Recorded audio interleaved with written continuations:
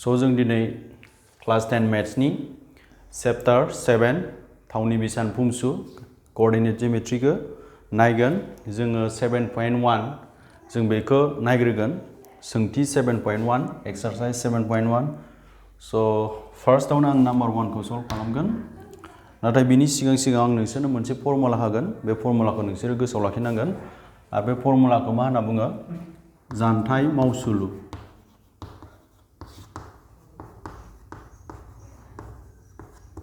जायखौ जोङो distance formula होनना बुङो so what is distance formula जों बेखौ गिबियावनो बुजिना लाग्रोनि होमब्लासो जों बे नम्बर 1 खौ सल्व खालामनो हागोन नङाबा जों सल्व खालामनो हानाय नङा क्लास 9 आव अलरेडि नोंसोरो सोलोंना फैखाबाय थावनि बिसान फुंसुआ माखौ होनना बुङो कोऑर्डिनेट जियोमेट्रिया माखौ होनना बुङो ओंखायनो आं बावहाय थावनि बिसान फुंसुआ माखौ बुङो बेखौ बुजायला कोऑर्डिनेट जियोमेट्रिया मा बुस्थु आं बेखौ बुजायनो थाङाखै जास्ट आं डाइरेक्ट सल्व खालामसै आरो दायो बावहाय नोंसोरो गिबियावनो जानथायनि मावसुलुखौ चैप्टर 7 आव मोनग्रोगोन होमबा जानथायनि मावसुलुआ माबायदि नाय सपोज बियो मोनसे जखाय 4 मोनसे जोङो थावनि बिसान फुंसुनि थाखाय लाबाय बेखौ जोङो मा होनना बुङो x गुदि हांखो माने x axis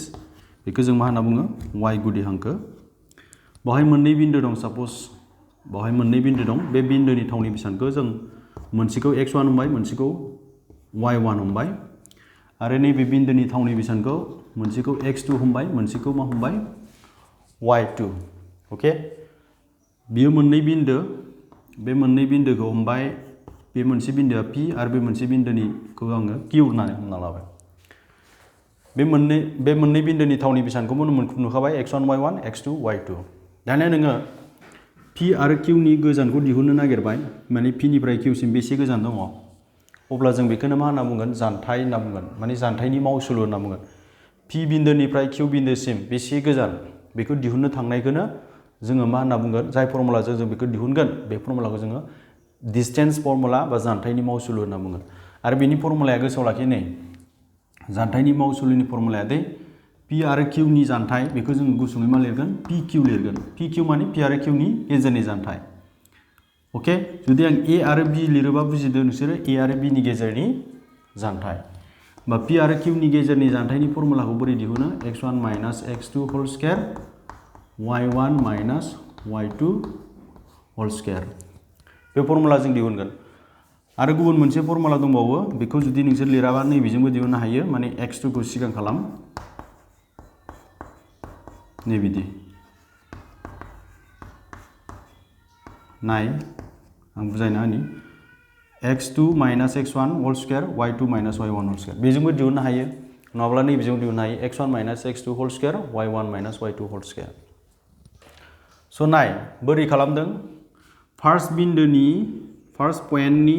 first x second पइन्टनि फार्स्ट x बेजों माइनास खालामलायदों x1 जों x2 जों फार्स्टजों फार्स्ट माइनास खालामलायनानै मा खालामनांगौ स्क्वायर लानांगौ सेकेन्ड जों सेकेन्ड नै y1 जों y2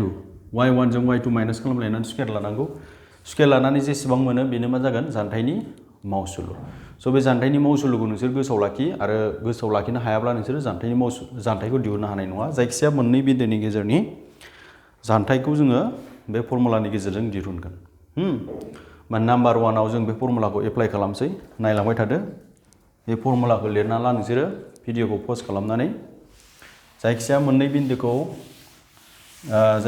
बिन्दोनि गेजेरनि जानथायखौ दिहुनोब्ला मा फर्मुलाखौ बाहायनांगौ x1 - x2 whole square y1 - y2 whole square स' नाम्बार 1 आव दङ जोंहा नाम्बार 1 आव मा होनदों बुंदों जोंखौ गाहायाव होनाय जरा समानथायफोरनि जानथायखौ दिहुन फाइन्ड द डिस्टेंस बिटुइन द फलोइंग पेयार्स अफ पॉइंट्स फार्स्टआव दङ 2 3 आरो मोनसे जाबाय 4,1 स' बे मोननै बिन्दोनि गेजेरनि जानथायखौ सोंदों जोंनाव बे मोननै बिन्दोनि गेजेरनि जानथायखौ जोङो दिहुननो नांगौ जायखिजाया मोननै बिन्दोनि गेजेरनि जानथायखौ दिहुननो थाखाय आं दानि बावैसो नोंसोरनो मोनसे फर्मुला होलांबाय x1 - x2 whole square y1 - y2 whole square होमबा बावहाय बबे x1 बबे x2 बबेखौ जों y1 लागोन बबेखौ जों y2 लागोन जों बेखौ रोखा जानांगोन ओके होमबा फार्स्ट बिन्दोनि गोसोआव लाखि फार्स्ट पॉइंटनि बेखौ जों x1 बेखौ मा लागोन y1 बेखौ मा होननानै हमना ला x2 y2 बुजिबाय बेखौ x1 सान बेखौ मा सान y1 फार्स्ट बिन्दोखौ x1 आरो y1 लायो बुझिबाय सेकेंड बिन्दोखौ मा लागोन x2, y2 होमबा जोंहा x1 नि जायगायाव सोर दङ 2 y1 नि जायगायाव सोर दङ 3 बेनिफ्राय x2 नि जायगायाव दङ 4 y2 नि जायगायाव दङ जोंहा 1 बे x1 y1 बे x2 y2 क्लियर होमबा नाय बे मोननै बिन्दोनि गेजेरनि जानथायखौ जों बोरै दिहुनगोन डाइरेक्ट लिरनोसै आङो 2,3 आरो 4,1 नि गेजेरनि जानथाय ओके इंलिश मिडियामफोरना ओरै लिरबानो जाबाय distance between 2,3 and 4,1 is okay English medium थाखाय इनिफ्राय समानसिन होनना लादो जों सोर मोननै बिन्दोनि गेजेरनि जानथाय दिहुननो नागिरदों मोनसेया जाबाय 2 आरो 3 मोनसे बिन्दोआ आरो मोनसे बिन्दोनि थावनि बेसाना जाबाय 4,1 बे मोननै बिन्दोनि गेजेरनि जानथाय दिहुननोब्ला जोंहा फर्मुलाया बै दे बे फर्मुला होमबा फार्स्टनि जों फार्स्ट सेकेंडनि जों सेकेंड माइनास खालामबानो जाबाय फार्स्टआवसो दङ 2 फार्स्टनि फार्स्ट सेकेंडनि फार्स्ट दे फार्स्ट बिन्दोनि फार्स्ट माने सेथि बिन्दोनि फार्स्ट नैथि बिन्दोनि फार्स्टआ सोर 4 फार्स्टजों फार्स्ट नै स्क्वायर लाबायना बे मा बुजायदों x1 माइनास x2 होल स्क्वायरखौ बुजायदों x1 आ 2 x2 आ 4 आं सिम्पली बुजायना होनो नोंसोर फर्मुलाखौ गोसोआव लाखियाबाबो जानथायखौ दिहुननो हागोन फार्स्टनि जों फार्स्ट सेकेंडनि जों सेकेंड माइनास खालामलायनांगौ दे सेकेंडआव दङ 3 सेकेंडआव दङ बहाय 1 बानायदो जोंहा बेसे जागोन बुजिबायना बयबो फार्स्टनि जों फार्स्ट सेकेंडनि जों सेकेंड होमबा 2 आरो 4 नि गेजेराव जोंहा मा जालायलायगोन माइनास जालायलायगोन जों बेखौ दानख'लायनांगोन 4 निफ्राय 2 खौ दानख' मा मोनो 2 जावहाय जिहेतु माइनासआ देरसिन माइनासआ मोनब्रै 2 आ पजिटिभ माने प्लासआ मोननैल' माइनासआ देरसिन ओंखायनो सिना माइनास थागोन बेवहाय नै प्लासआ देरसिन प्लास 3 निफ्राय 1 खौ माइनास खालाम बेसे मोनगोन 2 मोनगोन स्क्वायरआ स्क्वायर स' बेसे जागोन -2 होल स्क्वायर माने माने जायो -2 होल स्क्वायर माने -2 इनटु माने जायो -2 माइनासजों माइनास सानजाबा सिना मा जायो जोंहा प्लास होमबा 2 × 2 4 होमबा बे मा जासिगोन +4 ओके बेबो +4 जासिगोन स' आं बिथिं लिरनोसै 4 + 4 बेसे मोनो जोङो √4 + 4 बेसे मोनगोन 8 मोनगोन स' एन्सारखौ जोङो √8 आवबो दोननो हायो नाथाय जों बेखौ जिहेतु जों आरोबाव मा खालामबावनो हायो सोलायबावनो हायो ओंखायनो जों बेखौ फिसासिन महराव लांबावनि स' नाय 8 खौ जों मा लिरनो हायो 8 खौ 2 स्क्वायर × 2 लिरनो हायो ना हाया हायो 2 स्क्वायर माने बेसे 4 × 2 बेसे 8 नङा होमबा आरो जों बेखौ मा खालामदों जों बेखौ आरोबाव फिसासिनाव लांनो थाखाय ओके होमबा नाय नोंस्रा बे मा जागोन बेखौ जों ओरै खालामनो हायो एक्सट्रा खालामनो हायो जोंनि बे फर्मुलाखौ बाहायबाय क्लास 9 आव मोनबोदोंमोन नोंसोरो √a × b = √a × √b बे √a 2 स्क्वायरनिबो आरो 2 निबो आरो सुद मा जागोन स्क्वायरजों रुटजों दानलायलायो जेब्लाबो स्क्वायरजों रुटजों मा जायो दानलायलायो बा स्क्वायरजों रुटजों दानलायलायबा मा जागोन बे अनलि 2 थाबाय मा थागो √2 थाबाय होमबा गासै आं बावहाय लिरनोसै एन्सारखौ स्क्वायरजों रुटजों दानजानानै अनलि 2 थाबाय आरो बेयो √2 बेखौ जों गुसुङै मा लिरगोन 2√2 जों बेखौ आरोबाव चेन्ज खालामनो हाला ओंखायनो एन्सारा जोंहा बावनो थासिगोन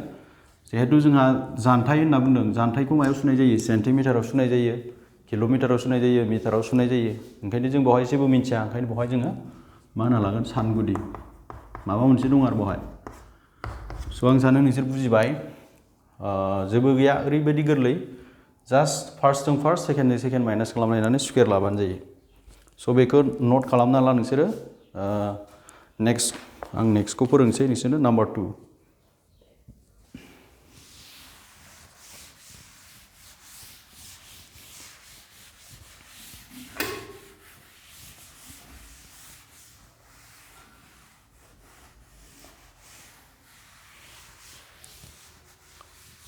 नाम्बार 2 को नाय नाम्बार 2 आव दङ -5 7 आरो मोनसेया -1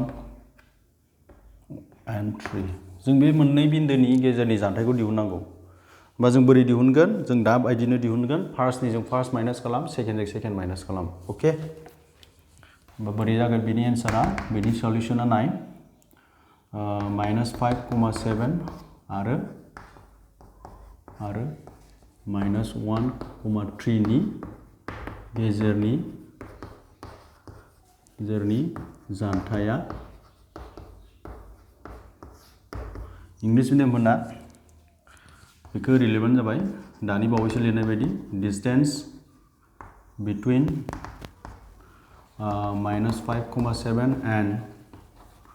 -1 and 3 is ओके बेबायदि लिरना ला बर'नि जायगायाव होमबा जोंहा फर्मुला मथे मा फैयो रुट अभार ओके रुट अभार फैयो आं बाव इकुवेलखौ होनोसै बाव इकुवेलखौ होला नोंसोरो नैबाव होनोसै फर्मुलाया मामोन x1 minus x2 whole square plus y1 minus y2 whole square फार्स्टनिजों फार्स्ट सेकेन्डजों सेकेन्ड माइनास खालाम फार्स्टआव सोर दङ -5 बिनि फार्स्टआ सोर -1 नै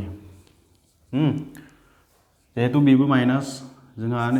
फार्स्टनिजों फार्स्ट माइनास खालामनांगौ नालाय -5 निफ्राय -1 खौ माइनास खालामनांगौ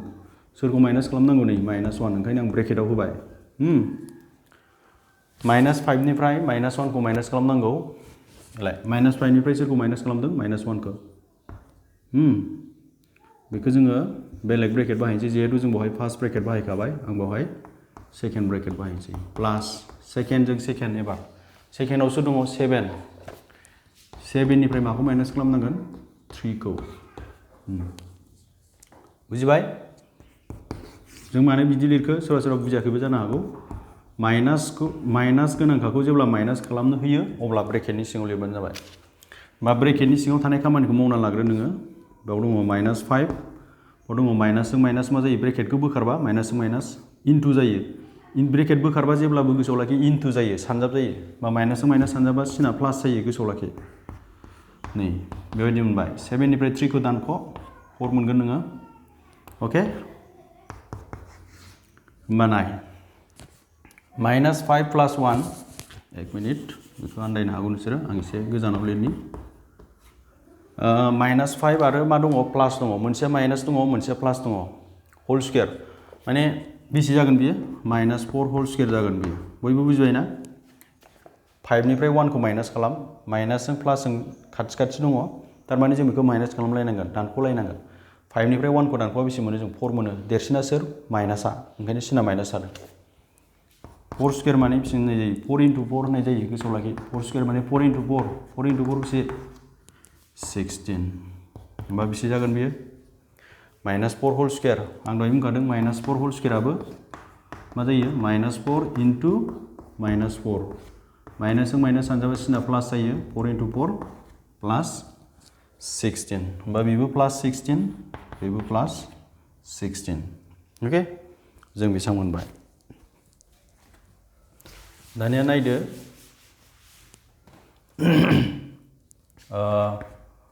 आं बिथिं लिरनोसै 16 जों 16 प्लास खालामबा जों बेसे मोनो 32 मोनो अके 32 होमबा नाय जों बेखौ दहायनि बायदि आरो फिसासिन खालामनो हागोन हाया बेनि थाखाय डिभाइड खालाम 2 जों डिभाइड खालामबा बेसे मोनो 16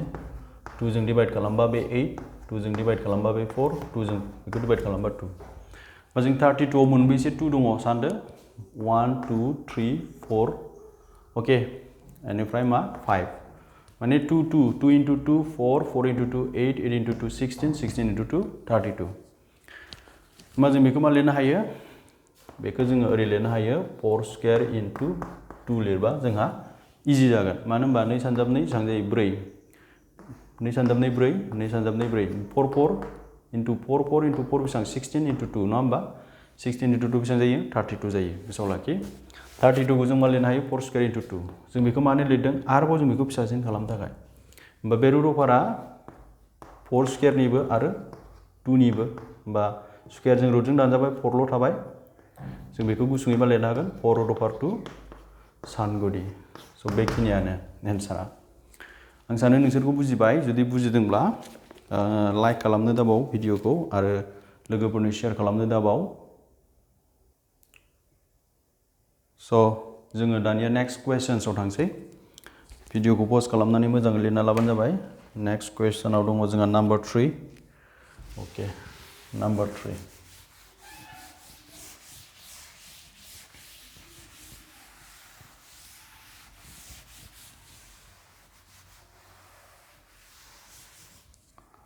So what is there? Let me see. Number 3 questions. A comma B and minus A comma minus B. बे मोननैनि गेजेरनि जानथायखौ दिहुननांगौ जोङो स' दा जेरै जों दानि बानायदों बेबायदिनो बानायबानो जाबाय बेखौ A comma B आरो minus A minus B नि गेजेरनि जानथाया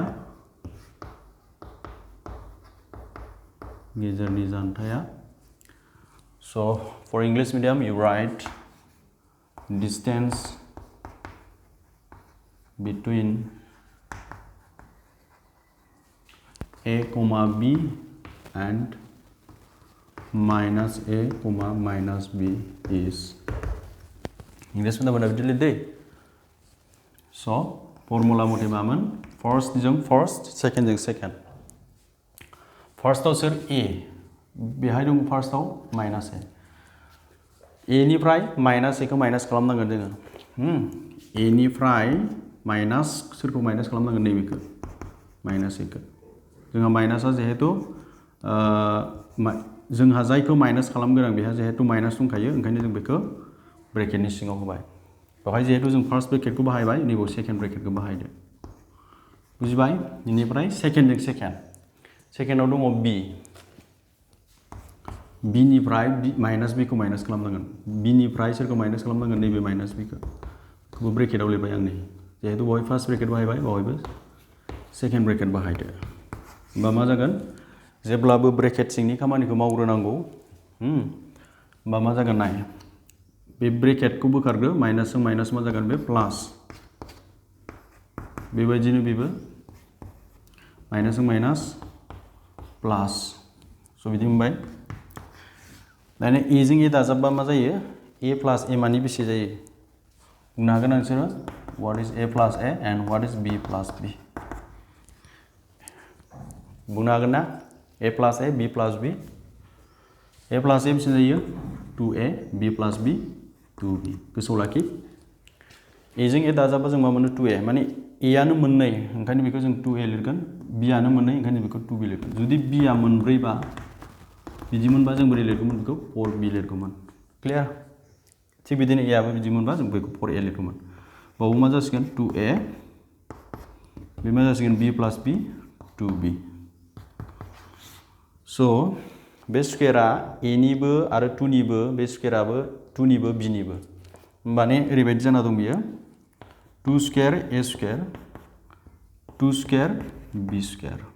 आन्डारस्टुड स' बिथिं दिन्थिसै आङो होमबा 2 स्क्वेर माने 2 into 2 अके 2 into 2 बेसे जायो 2 into 2 2 into 2 4 a स्क्वेर माने a स्क्वेरानो जाबाय बियो जों बेखौ जेबो खालामनो हाया 2 स्क्वेर माने 2 into 2 जोंहा नै बिदि मोनबाय स' जों बेखौ आरोबाव फिसासिन महराव लांनो हागोन ना हाया अके जों बेखौ आरोबाव फिसासिन महराव लांनो हागोन ना हाया जों बेखौ नायनि फिसासिन महराव जों बेखौ लांनो हागोन ना हाया बेनि थाखाय नों मा खालाम लांनो हायो बेखौबो बेनि थाखाय नों कमन ला बावबो 4 दं बावबो 4 दं 4आ 4 खौ डिभाइड खालामनो हायो होमबा जों बेखौ 4 खौ कमन लाजायो माने ब्रेकेटनि सिङाव बाहेरायाव लिरजायो आरो अके ए स्क्वेर आरो बी स्क्वेरनि गेजेराव जों जेखौबो कमन लानो हाया मानो होनबा ए स्क्वेरा बेलेग बी स्क्वेरा बेलेग बावबा सिङाव मा थागोन ए स्क्वेर आरो बी स्क्वेर थागोन नों ब्रेकेटखौ बोखारबानो बेखौ मोनफिनगोन 4 जों a स्क्वायर जों 4a स्क्वायर मोनगोन 4 जों b जों 4b स्क्वायर मोनगोन ओके स' नाय 4 खौ जों मा लिरनो हायो 4 means 2 into 2 2 into 2 को जों मा लिरनो हायो 2 स्क्वायर लिरनो हायो बा जों 4 नि जायगायाव मा लिरनोसै 2 स्क्वायर लिरनोसै a square plus b square understood बानाय बे रुट अभारआ मानिबो 2 स्क्वायरनिबो आरो नैबिसोरनिबो 2 स्क्वायरनिबो आरो सोरनिबो a स्क्वायर प्लस b स्क्वायरनिबो जों बेखौ बबे फर्मुलाखौ बाहायदों मिथिनो ना नोंसोरो route over ab route over a route over b दहाय फर्मुला बाहायदों ना जों बेखौ बाहायदों बेवहाय a नि जायगायाव जोंहा 2 स्क्वायर दङ सानना ला बे नैबेखौ मा सानना ला b माने नैबे फर्मुलाखौ इउज खालामदों ओके बावहाय मालाबा इनटुबो होयो जेनेबा नै बिदि होयो अब्लाबो बिदिबाबो एखे फर्मुलाया होमबा बे स्क्वायरजों रुटजों जोंहा केन्सेल जासिगोन आं बिथिं लिरसै स्क्वायरजों रुटजों केन्सेल जाबा 2 ल' थासिगोन बेनिफ्राय बेहा केन्सेल जानाय नङा मानो होनबा मानो केन्सेल जाया मिथिगौ ना बावहाय साननो हागौ नोंसोरो बेहाबोथ' स्क्वायर दङ बेहाबो स्क्वायर दं केन्सेल जानांगौ बे नङा जुदि बियो ओरै मोनबा देन केन्सेल जागौमोन दै a plus b whole square मोनबा देन केन्सेल जागौमोन स्क्वायरजों रुटजों केन्सेल जानानै माल' थागौमोन a प्लस b ल' थागौमोन नाथाय बावहाय मा बुजायदों a निबो स्क्वायर आरो b निबो स्क्वायर प्लास खालामनानै मोननायखौसो बुजायदों मोननाय बावहाय जेबो स्क्वायर गैया थारमाने a नि स्क्वायर b नि स्क्वायर प्लास खालामनानै मोननाय बेसे जायो हो बेखौसो बुजायदों बियो जास्ट बेखौ बुजायाखै a plus b whole square बेखौ बुजायाखै जुदि बेखौ बुजायनायबा बे स्क्वायरजों रुटजों दानजालायगौमोन नोंहा क्लियार जिहेतु बेहाबो जुदि बावहाय साप'ज जेनेबा आं खनसे दानि बे इनटु माने नोङो मा खालामनो हागौमोन बेखौ ओरै खालामनो हागौमोन स' बे इमप्लाइस नङा सरि दै बे इमप्लाइस होनाङा बावहाय इनटु माने जों बेखौ मा खालामनो हागौमोन a स्क्वायर आरो b स्क्वायर एक्सट्रा खालामनो हागौमोन इनटु बाहायो नाथाय जोंहा जेब्ला प्लास नङाब्ला माइनास थायो जों बेखौ एक्सट्रा खालामनो हाया बुजिबाय ना ओंखायनो बियो बेयावनो थागोन बेवहाय सानगुदि होनना लिरना लाबानो जाबाय आरो जों बेखौ फिसासिन महराव लांनो हागोन स' आं सानो बुजिबाय नोंसोरो बुजिबायब्ला भिडिअखौ पज खालामनानै मोजाङै लिरना ला आरो बुजियाखैब्ला भिडिअखौ गले गले बोना नायफिनबानो जाबाय